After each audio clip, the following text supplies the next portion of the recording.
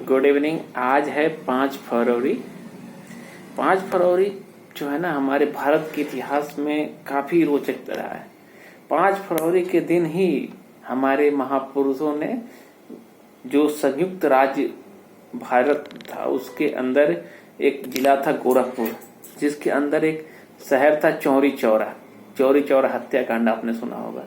तो इसमें क्या हुआ कि वहाँ गांधी जी ने असहयोग आंदोलन पूरे भारत में छेड़ रखा था।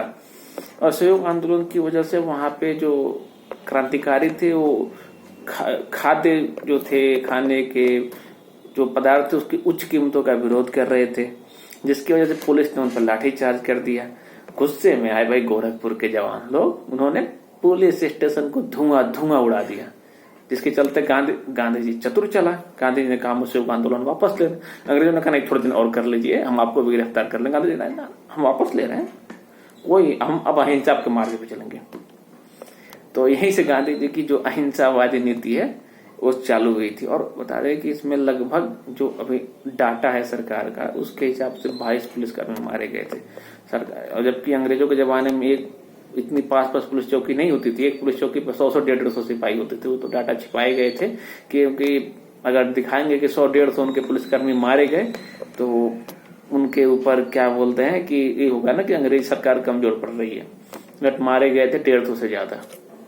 और उसके जो उसमें करीब 151 लोगों को हिरासत में लिया गया था, जिसका केस जो है मैं पंडित मदन मोहन मालवीय जी ने लिया, जिनके नाम पे गोरखपुर में एक टेक्निकल यूनिवर्सिटी है, Madan Mohan Malviya university of technology. तो उन्होंने करीब 151 लोगों को फांसी की सजा होने से बचा ली, जिन्होंने इतना बड़ा आंदोलन किया, इतना बड़ा उपद्रव किया आजादी के लिए, सबको बचा लिए। क्योंकि इसमें गलती उनकी भी नहीं थी, गलती लाठीचार्ज पहले पुलिस ने किया। वो तो गांधी के साथ असहयोग आंदोलन कर रहे थे, शांतिपूर्वक विरोध प्रदर्शन कर रहे थे, पर भाई अगला तो शांतिपूर्वक प्रदर्शन मानने वाला नहीं। तो आज के दिन सबको सारे जो हमारे उसमें करीब हमारे भी मतलब जो क्रांतिकारी थे उसमें करीब 2 से 3 क्रांतिकारी भी शहीद हो गए, अकॉर्डिंग टू गवर्नमेंट आंकड़ा। एक्चुअल नंबर डिफरेंट होता है, इसमें कोई शक नहीं है, बट 2 से 3 क्रांतिकारी शहीद हुए।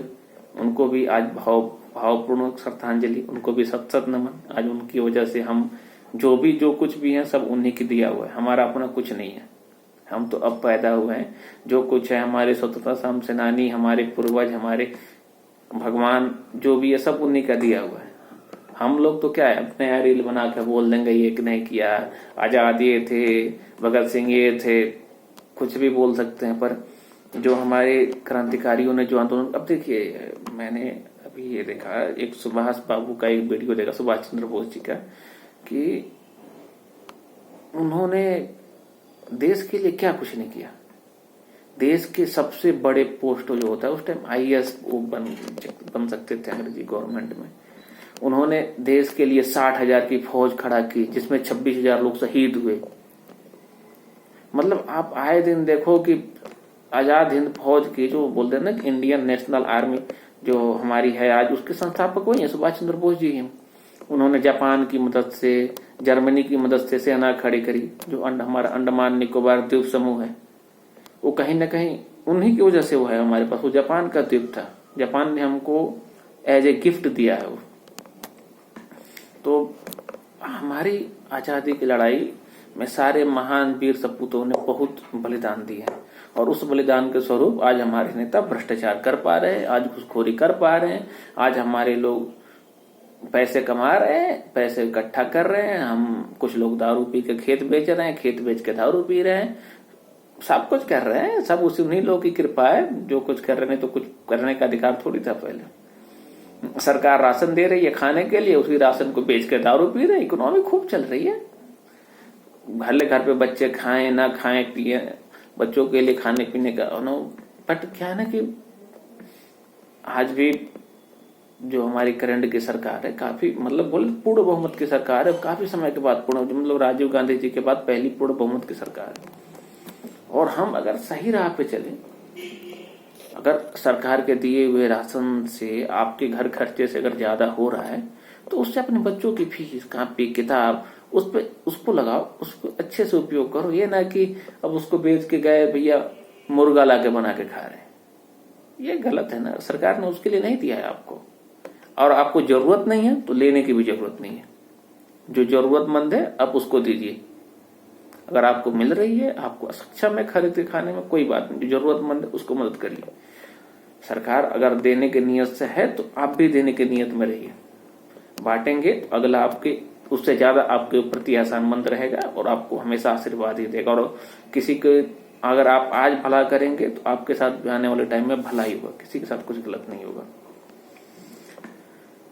तो दोस्तों इसी के साथ गुड नाइट। पर हाँ, 5 फरवरी 1922 जैसे हमारे लिए, लोगों के लिए तो वैलेंटाइंस के वीक आते हैं, हमारे लिए ये आज क्रांतिकारियों के लिए वो मतलब बोले तो सफलता बलिदान सबके पूर्वक जो है उसके लिए है। 14 फरवरी को हमारे लिए वो ब्लैक डे है। चाहे कुछ भी हो, चाहे गर्लफ्रेंड छोड़ के भाग जाए तुम लोग की, वैलेंटाइन डे अगर मना रहे हो तो देशद्रोही हो यार। तुम इतने लोग तुम्हारे लिए शहीद हुए और तुम वैलेंटाइन डे मना रहे हो, मतलब तुम देशद्रोही हो, अंग्रेजों के साथी हो। जाओ ब्रिटिश में, यहाँ तुम्हारी कोई जरूरत नहीं है। तो दोस्तों कभी भी चाहे कुछ भी हो, देश के लिए है तो ना हिंदू न मुस्लिम न सिख न ईसाई न पंडित न पठान न अंसारी न जोलहा न चमार न दूसरा, सब एक है। We are a Indian. अगर हम हिंदुस्तानी हैं, हम भारतीय हैं, यही हमारी पहचान है। कोई हमसे ये बाहर के देशों में कोई ये नहीं बोलता कि तुम मुस्लिम हो या कि हिंदू हो कि सिख हो कि जैन हो, भारतीय हो। हमारी पहचान भारतीय है और हमें इस भारतीयता को बरकरार रखना होगा। नहीं तो आए दिन ऐसे ऐसे वीडियो आ रहे हैं। अपने बच्चों को घर पे, चाहे हमारे माता पिता हो या सबको है कि अपने बच्चों को रखिए, संभाल के रखिए।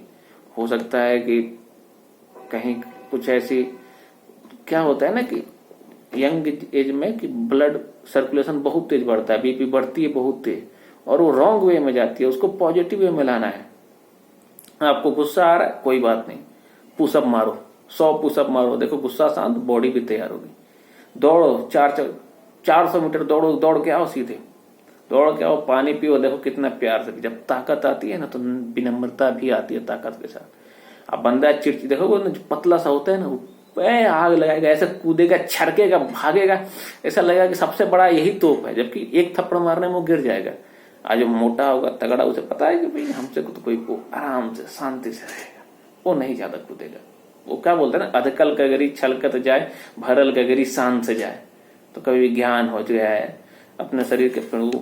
गुरु जी लोग बोलते हैं कि मंदिर जाओ, जिम जाओ और लाइब्रेरी जाओ, तो गलत नहीं बोलते हैं। मतलब मंदिर दैट मीन्स से आपका जो पूजा करें, मस्जिद है, एक बार होता है जो मंदिर मस्जिद है। अगर आपके घर में आपको एकांत नहीं मिल रहा है तो मंदिर मस्जिद जो है ना सिर्फ पूजा करने के लिए नहीं, और जाकर बैठ के पढ़ाई करिए। कोई नहीं आपको डिस्टर्ब करेगा, कोई नहीं भगाएगा। नमाज का टाइम है, पूजा का टाइम है, आप उस टाइम जाएंगे तो फिर तो दिक्कत ही। आप उसके बाद जाइए, अपना आराम से शांति से बैठिए, भगवान का आशीर्वाद भी मिलेगा, अल्लाह का आशीर्वाद भी मिलेगा और आप आगे ही बढ़ेंगे। गुरुद्वारे में जाइए, शांति होती है, एकांत से अपना बैठ के।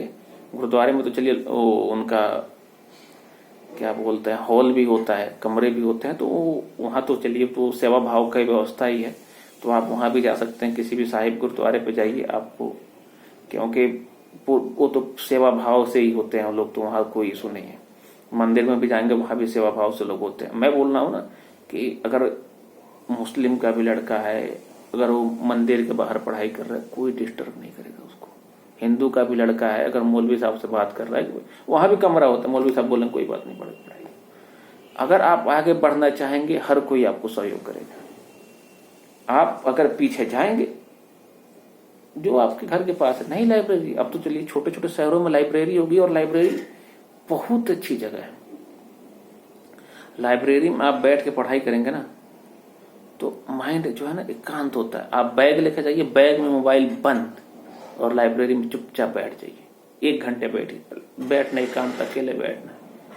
अगर आप हॉस्टल में रहते हैं तो किराए के कमरे लेकर रहना चाहिए, क्योंकि हॉस्टल में टाइम का पता नहीं चलेगा कब 3 साल 4 साल 5 साल 10 साल बीत जाएंगे। 1 रात 2 रात 3 रात 4 रात 5 रात कब बीत जाती है हॉस्टल में पता नहीं चलता है। कमरे लेकर रहिए, 1 साल लगेगा, कितना बड़ा है। अगर पढ़ाई कर रहे हैं तो रूम लेकर रहिए, रूम लेकर पढ़ाई करिए। जॉब कर रहे हैं, साथ में एडिशनल स्टडी करते रहिए। गवर्नमेंट जॉब की प्रिपरेशन करते रहिए, पर ये देखिए कि आप प्राइवेट जॉब में है, जिस सेक्टर में है। जैसे कोई लड़का बीटेक किया, इंजीनियरिंग लाइन है, वो बेरोजगार वाला बीटेक नहीं, उसने पढ़ाई किया, अच्छी नौकरी पा रहा। अब वो लेखपाल भर्ती के परीक्षा में बैठेगा और वो ईमानदार है, वो उसे नहीं मजा आएगा। तो अगर आप ईमानदार हैं, आपको बेईमानी नहीं करनी है, और भाई बेईमानी करने से तो बचिए। कब तक हम बदनामी का लिए रहेंगे। सरकारी नौकरी में, सरकारी नौकरी भी एक सेवा भाव ही होता है। बहुत सारे टैक्स पेयरों का पैसा लगा होता है, जनता का पैसा लगा होता है। हम जीएसटी, एक साबुन तेल, 1 रुपए की शैम्पू में भी जीएसटी कटती है, वो भी हम दे रहे होते हैं। गरीब से गरीब दे रहा होता है और आप उसके पैसे। तो ये बंद करिए और सेवा भाव से रहिए। देखिए आपको कभी आप सेवा भाव से रहेंगे तो जिंदगी में आप आगे बढ़ेंगे। आपके नाम पे आपका लड़का आगे बढ़ेगा, आपकी लड़की आगे बढ़ेगी, कभी आपको कोई समस्या नहीं होगी। ठीक है दोस्तों, आज के लिए बस इतना ही। Good night.